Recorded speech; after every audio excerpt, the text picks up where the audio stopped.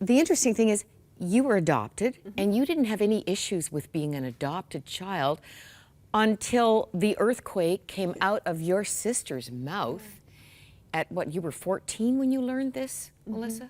Yeah, I grew up knowing that I was adopted. You know, I lived in a home where we knew adoption was a blessing. You know, it's so unfortunate to me that we live in a world that wants to talk about adoption as being something very burdensome.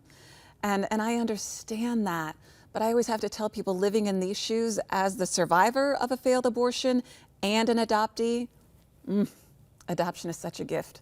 To have the gift of life and love and a family, and I knew that growing up. I have an older sister who's adopted, and then my parents adopted me. You know, when they saw me, that little girl lying in the incubator with the shaved head full of tubes and wires fighting for her life, my parents fell madly in love with me. And so that's what we knew growing up. And no collateral damage. I mean, you don't have any physical, physiological, mental fallout from that attempt on your life. I don't. And, you know, people can read about it online. I suffered a lot of complications, understandably, when I first survived. And the doctor said I was going to suffer from disabilities if I even continued to live. But yeah, I am perfectly healthy today, thanks be to a mighty God. Now, understandably, the question surfaced and you went on a hunt for your parents. Tell us where that took you and what God has done in these years. You know, I found out about being a survivor when I was 14 through my own sister's unplanned pregnancy. You know, she was contemplating having an abortion, even though we were raised in a home to know that, you know, life was a gift from God and we were all created in God's image. But she had fears, like so many women do. And it was her unplanned pregnancy that triggered the truth coming into my life. And I struggled, you know, as much as it was such a blessing to hear that God obviously had saved my life for a mighty purpose. The flip side of that is so much pain. And I walked through that pain, and God brought me through that pain gratefully. And when I was 19, I started looking for my biological family because I wanted to know some of the answers.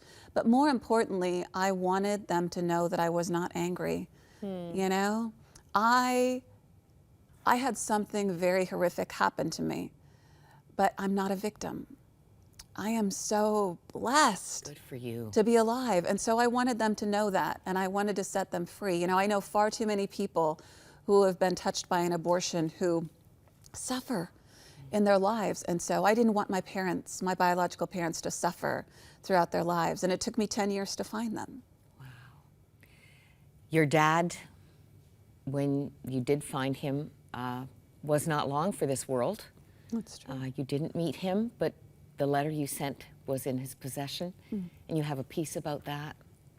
You've made recent contact with your mother, your biological mother, but the two of you have not yet met. That's correct. You know, I like to believe that I have a really strong faith, and I know that I do, but I think I still limit God. And, you know, I know what Jesus did for each and every one of us, but there are times where I think, he can't touch this one.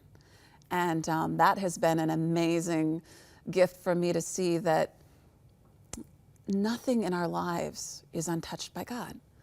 There is nothing that can't be redeemed.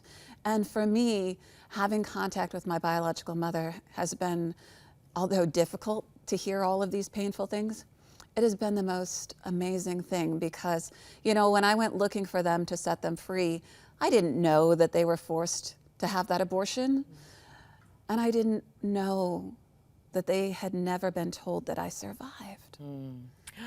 It's so dark on one side, isn't it? It's so horribly dark and evil. But God, and you, girl, are walking in his delight in you. And that's why you can take this love that I understand your mother doesn't, she can't fathom. Not just that you don't hold bitterness toward her, but that you love her. And you've got some siblings, some half siblings. I do. Hopefully you'll be connecting with too. This is an unfolding story, but hey, we've missed one of the sweetest parts. Your husband, Ryan, he's pretty sweet. Your little Olivia, you said, changed your life. She your did. Baby girl.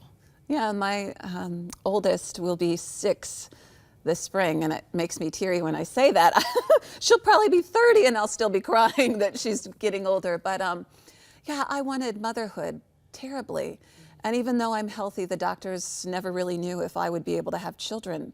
Really? And so she really did change my life. And, you know, it's changed my life because I do this as much for her as I do for everyone else. Because, you know, as a mother, I look at her every single day and I have to live with knowing that she never would have existed if that abortion would have succeeded in ending my life.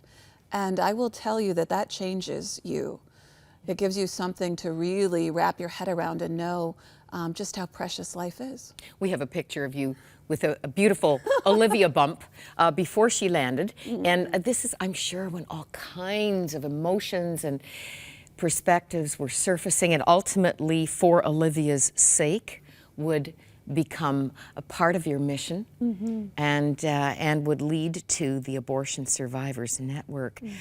These stats we checked, current, nearly 100,000 are aborted in Canada each year, and 1.2 million babies in the U.S. You are on a mission. I'm grateful for that mission. You've just come from a school. Tell me what Couple schools this morning. 2 this morning. Tell me what are you messaging to the young children, to the school kids? You know, I have to first of all say, students are so responsive. I think sometimes people think maybe, you know, high school students aren't going to be attentive. And the one statement people always say is you could hear a pin drop when you speak to them. They are literally on the edge of their seat. And it's because they want to hear this message. And the message is, if abortion hasn't affected you or someone else in your life yet, It will. and what's it going to look like when it happens? You know, what are you going to do? What kind of information are you going to give to someone? Can you forgive? Can you heal? You know, what are you going to do in your life? And the other message, of course, is that abortion does affect all of us and for generations to come. And they want the truth. Wonderful. And all those issues are tied up in this. And we would be remiss if we didn't say that Olivia is soon to have, we think, a baby brother. There's another little baby bump happening here. That is true. Congratulations. Yeah, I don't know if the camera's going there. But yes, I'm about 17 weeks pregnant with our 3rd child. We lost a child in the middle. But you know what I told those students today too? Our 2nd child's life is just as important and precious to us as these other 2 children.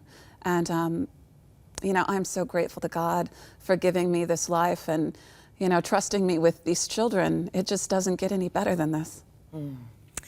Melissa, you are a poster girl for your past doesn't have to impact your future, not in a derailing way, but it's a choice. You could have been locked up and bitter and a victim for life, just with a mantle of rejection. But no, you've just pushed through with the grace of God, and you're a message to all of us today, the power of forgiveness and the love of God. Keep going. We're cheering you on. I appreciate that. Hey, send pictures. I will. We want to see the new one too. We We haven't seen Olivia yet. Thank you so much. Keep visiting all the way from Atlanta. Kansas City. Kansas City. I would Kansas take City. Atlanta. Weather-wise. Thanks so much. Thank you.